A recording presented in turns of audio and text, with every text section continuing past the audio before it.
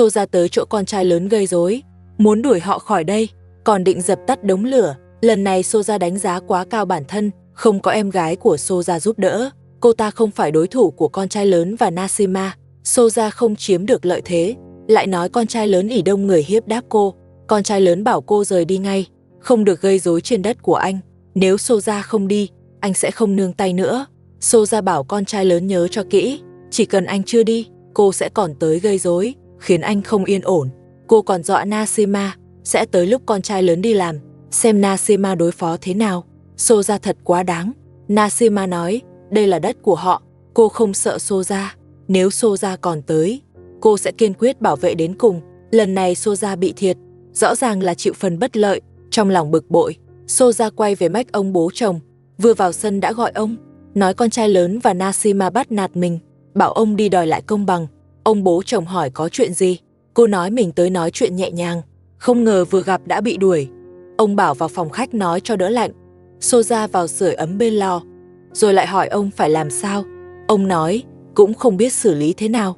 Giờ con trai lớn không nghe lời nữa, ông gợi ý gọi em gái của xô ra tới giúp, nhờ Lila tới đuổi con trai lớn đi. Ông bố chồng thật quá đáng, lại muốn nhờ người khác đuổi con mình. Bà mẹ chồng nói với ông, con trai lớn là con của ông, nó đã phải ở lều rồi, sao ông còn muốn đuổi tiếp? Ông không sót sao? Ông đáp, nó ở lều là để hàng xóm cười ông. Xô ra nói, con trai lớn cố tình, muốn ông mất mặt trước hàng xóm, cố ý đối đầu với ông. Xô ra lại tiếp tục kích động, chỉ sợ nhà chưa đủ loạn.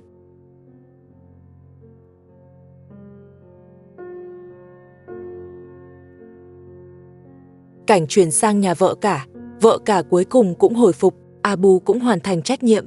Trong thời gian vợ cả ốm, Abu luôn tận tình chăm sóc. Vợ cả muốn cảm ơn Abu vì những ngày qua nên chuẩn bị nấu ăn cho anh. Abu rảnh tay nên chải tóc cho bọn trẻ. Trong lúc chải tóc, anh dặn các con ngoan ngoãn, nghe lời vợ cả, đừng làm cô mệt thêm. Abu rất biết lo cho gia đình. Vợ cả vừa khỏe lại, anh đã tính đi làm. Abu thật sự thay đổi. Vợ cả nghe anh định đi làm, bảo anh nghỉ thêm vài ngày. Vì thời gian cô ốm, anh đã rất vất vả, chắc hẳn rất mệt. Nghỉ khỏe rồi hãy đi. Abu nói mình không mệt, anh đã nghỉ làm cả tuần, không thể nghỉ mãi. Họ còn phải để dành tiền xây nhà. Bảo vợ cả đừng lo cho anh, chỉ cần chăm sóc tốt cho con. Ước mơ lớn nhất của anh là có một căn nhà riêng, sống hạnh phúc cùng gia đình. Nghĩ lại mới thấy, rời nhà ông bố chồng là đúng. Ít nhất giờ họ có hy vọng, không phải cãi nhau với xô ra mỗi ngày, có thể yên tâm làm việc. So với con trai lớn, Abu hạnh phúc hơn.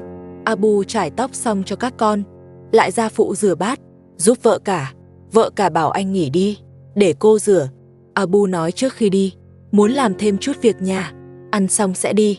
Vợ cả hỏi, anh vẫn làm ở công trường cũ sao? Abu nói, đã nghỉ cả tuần, không biết ông chủ còn cần không? Anh sẽ tới xem trước, nếu không được nhận nữa, sẽ tiếp tục tìm việc khác. Vợ cả nói, nếu họ không nhận, anh về nghỉ 2 ngày, rồi hãy tìm việc, không cần ép bản thân quá. Giờ họ vẫn còn ít tiền, chưa cần liều mạng. Abu nói, rảnh cũng rảnh, không bằng kiếm thêm chút, để sau này dùng tới. Abu nói rất đúng, con người không nên quá nhàn, có việc làm vẫn tốt hơn. Mọi người thấy sao?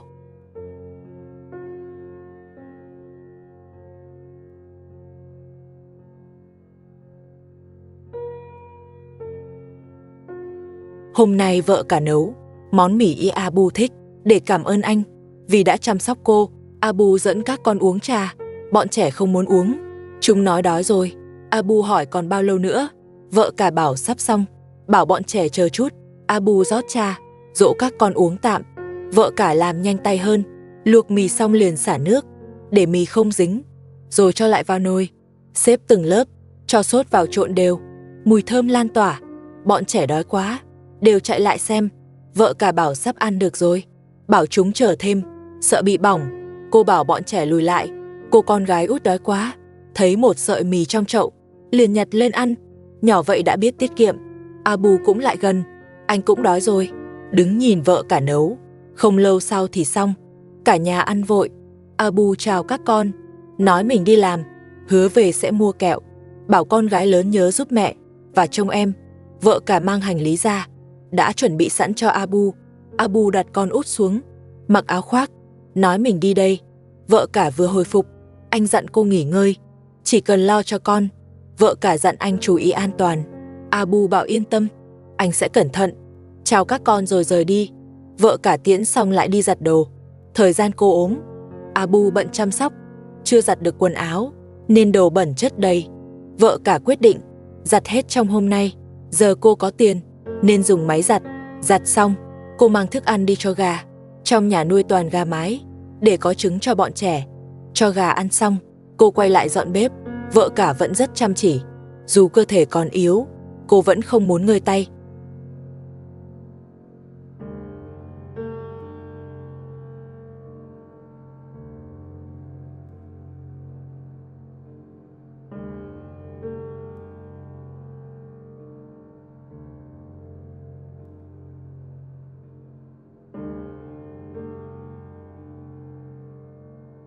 Ông bố chồng đói rồi, nửa nằm nửa ngồi giục Xô ra nấu ăn.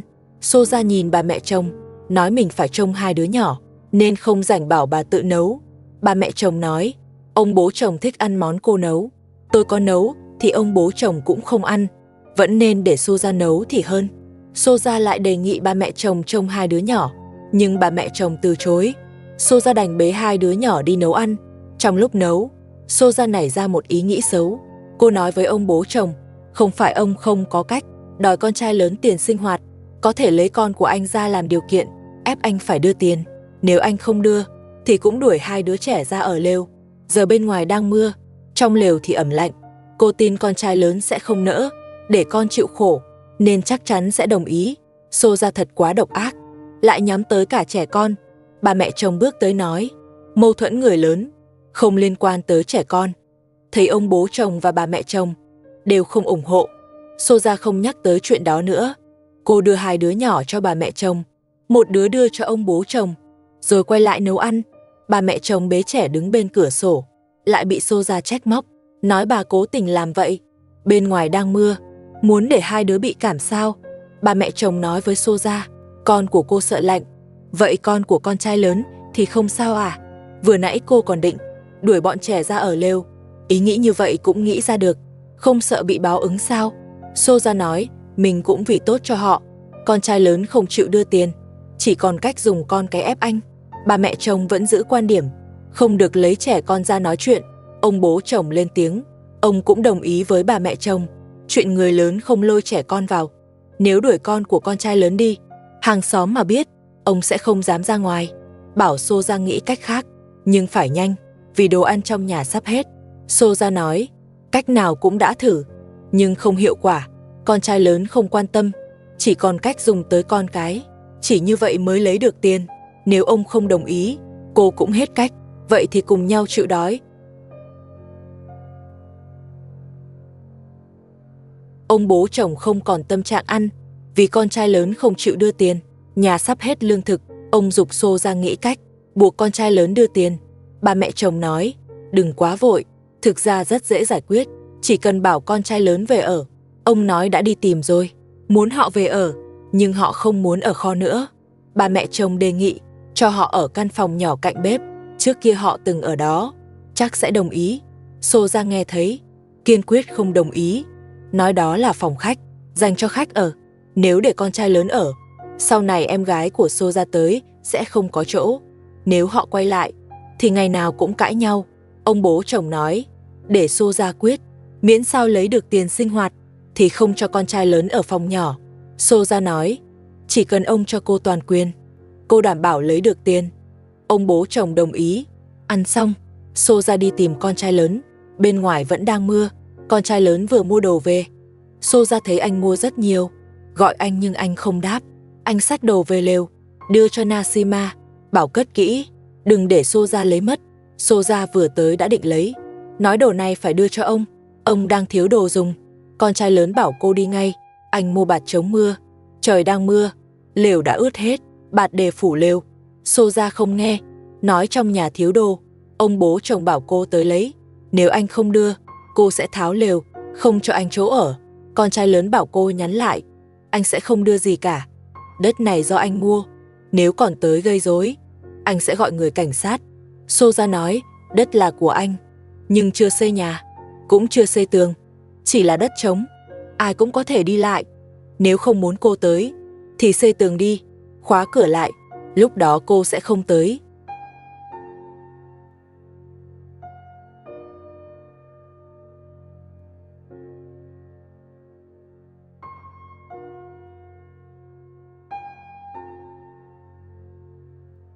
Soja mắng con trai lớn, cô đòi đồ, anh lại lấy hoa tặng Nashima, khiến Soja càng tức giận. Cô nói mình ghét anh, muốn cãi tới cùng. Con trai lớn nói, anh không quan tâm cô nữa, anh chỉ quan tâm Nashima, bảo cô về nhà lớn đi, họ sẽ không quay lại nữa. Soja không muốn nghe, cô đòi Nashima đưa hoa, không đưa thì tháo lều. Con trai lớn và Nashima ngăn lại và đuổi cô đi. Soja rời đi, Nashima đề nghị chuyển lều vào nhà bên cạnh. Con trai lớn không đồng ý, nói đó là nhà người khác, anh không muốn sang, đất của anh ở đây, anh sẽ dựng lều tại đây. Nashima nói trong lều ướt hết, đêm nay làm sao ngủ. Con trai lớn nói đã mua bạt, lót vào là được, vẫn có thể nghỉ ngơi, anh sẽ đi kiếm củi, nhóm lửa, sấy khô quần áo. Nashima khuyên anh bỏ lều, đi thuê nhà ở trước. Con trai lớn nói không cần, mưa sắp tạnh rồi.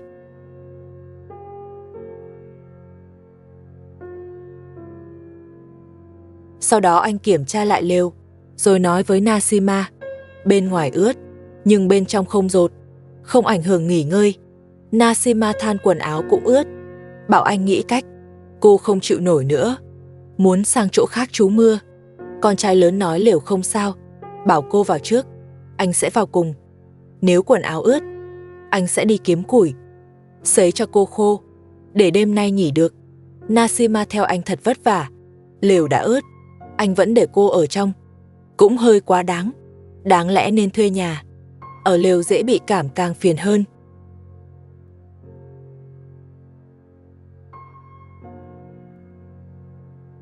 May quá anh quay phim, không nỡ để Nashima ở lều chịu lạnh, nên đặc biệt mang chăn tới cho họ. Con trai lớn nhận chăn và cảm ơn anh quay phim.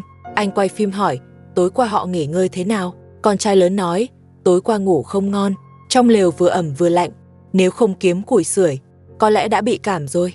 Con trai lớn chuẩn bị ăn cơm, anh mời anh quay phim ăn cùng. Anh quay phim nói mình ăn rồi, bảo họ cứ ăn xong cũng ấm người hơn. Trong lúc ăn, Nashima nói với con trai lớn, chúng ta sống kiểu gì thế này? Ông bố chồng có nhà mà không cho ở, lại đuổi ra ở lều, còn bắt nộp tiền sinh hoạt, không nộp thì để Soja sang gây rối. Bảo con trai lớn nhanh nghĩ cách xây nhà, hoặc thuê nhà ở tạm.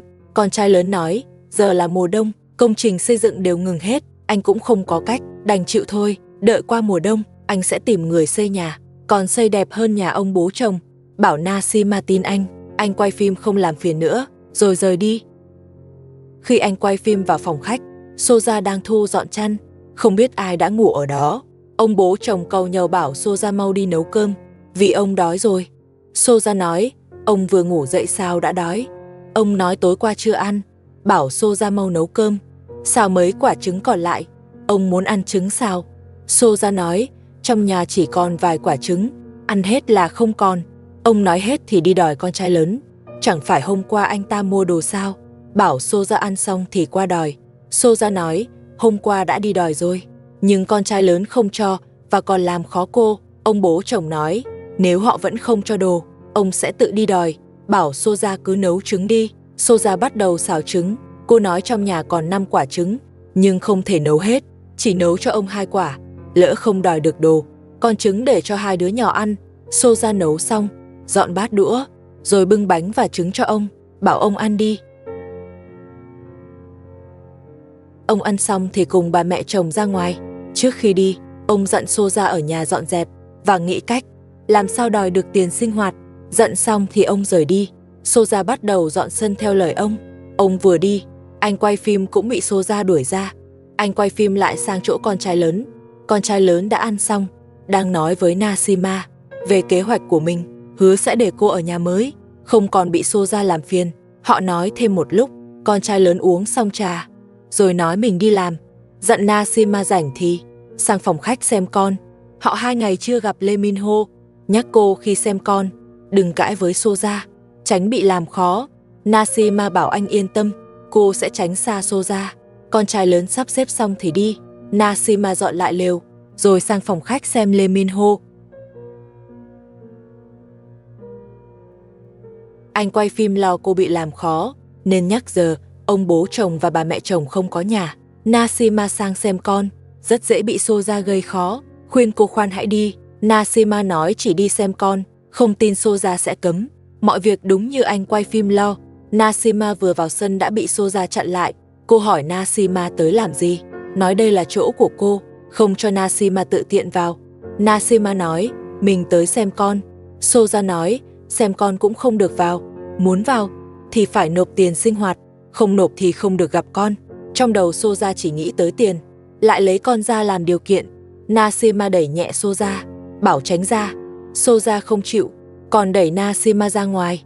Nasima định bước vào, lại bị kéo ra. Soja nói, không nộp tiền thì đừng mơ gặp con. Nasima nói, sao Soja có thể làm vậy? Ai cũng là mẹ, đừng quá đáng. Nếu không cho vào, thì gọi con ra cũng được. Soja nói không gọi, nếu gọi được thì tự gọi đi. Nasima lớn tiếng gọi Lee Min Ho, nhưng gọi mãi, vẫn không thấy ra, không thấy Lee Min Ho đâu.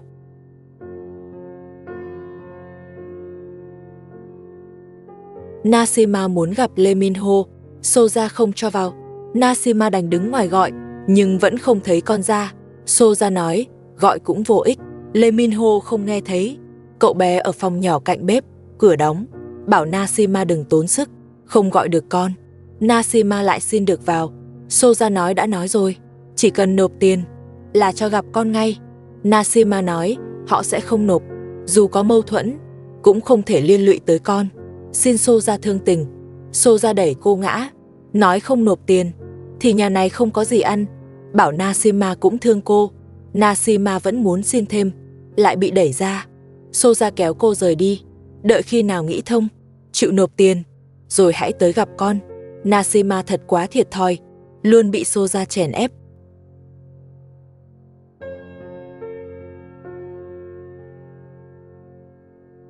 Soja kéo Nasima về tận lều, cảnh cáo không được lại gần nhà cô, bảo về lều tự suy nghĩ. Nasima nói không cần nghĩ, bảo Soja đừng mơ nữa. Soja nói đã không nộp tiền thì cũng không cần ở đây, rồi định tháo lều. Soja thật quá ngang ngược. Nasima bảo cô dừng lại, nói đất này do con trai lớn mua, vì sao họ phải đi? Nếu Soja còn sang đây gây rối, cô sẽ gọi người tới giải quyết. Soja bảo cứ gọi, cô không sợ, không phải chưa từng vào rồi. Soja đúng là gặp người như vậy thật không biết làm sao. Lần nào Nasima cũng chịu thiệt. Anh quay phim không muốn cô bị làm khó, nên nói đã quay lại toàn bộ, sẽ cho ông bố chồng xem. Soja bảo cứ quay thoải mái. Cô lại nói với Nasima, sau này cứ lúc nào con trai lớn và ông không có nhà, cô sẽ làm khó Nasima. Soja lại nhắm tới bột mì của con trai lớn, sáng sớm đã chuẩn bị dụng cụ làm bánh. Soja thật tham, nhào một mâm bột rất lớn, ít nhất nửa bao bột.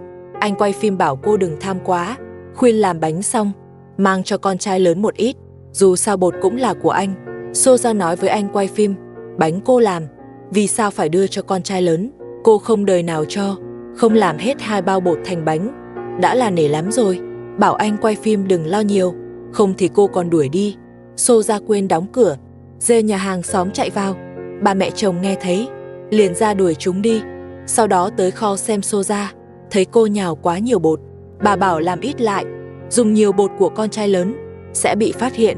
Soja nói, bột để trong nhà cô thì là của cô muốn dùng sao cũng được. Nếu con trai lớn có ý kiến, thì bảo anh ta chuyển bột đi. Giờ họ ở lều, chỗ chỉ đủ 2 người, chuyển bột đi là không ở được, nên anh ta sẽ không dọn bột. Soja nắm chắc điểm này, cô ta ăn chắc con trai lớn.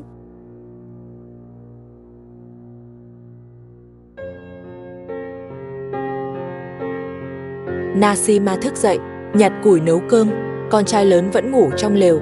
Nasima gọi anh dậy, ăn xong rồi đi làm. Con trai lớn ngồi dậy nói, hôm nay anh không đi làm. Nasima hỏi vì sao? Anh nói, hôm qua Soja đã làm khó em khi anh đi làm, hôm nay anh ở lại, sẽ gọi người tới giải quyết, nhờ đưa Soja đi. Nasima nói, dù gọi người, anh cũng không nên bỏ việc, cả nhà còn trông vào anh, bảo anh gọi ngay, gọi xong thì ăn xong chắc họ cũng tới. Con trai lớn ra khỏi lều lấy nước rửa mặt. Ông bố chồng tới. Con trai lớn thấy ông nhưng không nói, lặng lẽ đi chỗ khác. Nasima cũng vậy. Cuộc sống này như thế, đều do ông gây ra, nên họ không muốn gặp. Ông hỏi Nasima, thấy tôi sao không chào? Nasima nói đang đun nước, không để ý ông tới.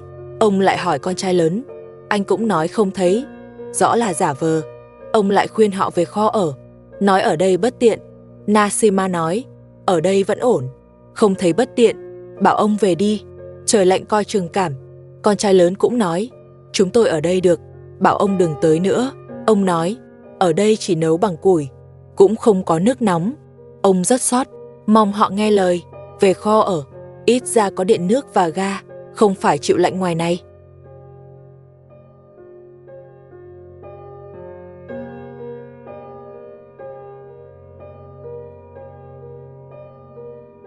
Ông nói nhiều, nhưng họ vẫn im lặng. Ông nói không sống thiếu họ, xin họ thương ông già, dù ông thiên vị Soja, cũng vì sợ hàng xóm dị nghị. Không lẽ để Soja bế song sinh, ở lều sao? Con trai lớn nói, ông sợ lời ra tiếng vào, vậy để chúng tôi ở lều. Ông không sợ sao? Ông nói vì sợ dị nghị, nên mới khuyên về. Nasima nói, nếu về thì không ở kho nữa, bảo ông nghĩ kỹ. Ông nói về kho, cũng hơn ở lều. Ông làm vậy vì tốt cho họ, trời lạnh không sợ ốm sao? Con trai lớn nói, ốm cũng không cần ông lo, ông gọi về là già, muốn tiền mới là thật, chúng tôi ở lều thấy ổn.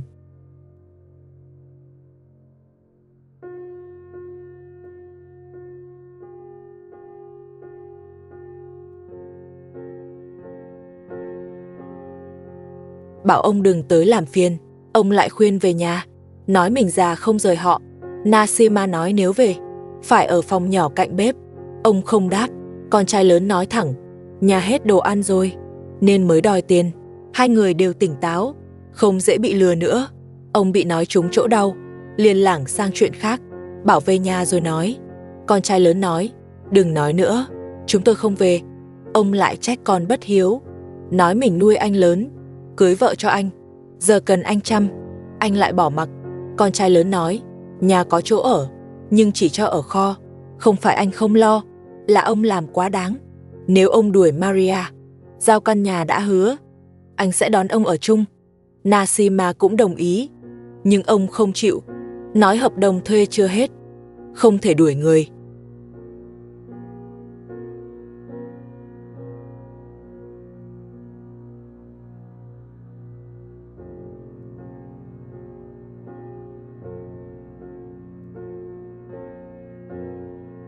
Lại không nói được tiếng Trung, ông buông lời khó nghe rồi đi. Không biết ông có giả vờ không, rõ là lỗi của ông, lại trách con bất hiếu, rõ ràng là giả hồ đồ, không cho con ở nhà, mà vẫn muốn lấy tiền. Con trai lớn không khéo, nhưng không ngu. Anh bảo Nasima đun nước pha trà. Trời lạnh quá, anh muốn uống cho ấm. Anh đã gọi người tới rồi, đợi họ tới sẽ đi gặp Soja, nói rõ chuyện hôm qua, không cho em gặp con, để xử lý đúng quy trình. Nasima nói ông luôn banh Soja. Lần trước cũng vậy, Soja gây chuyện, sắp bị đưa đi, nhưng ông lại cản.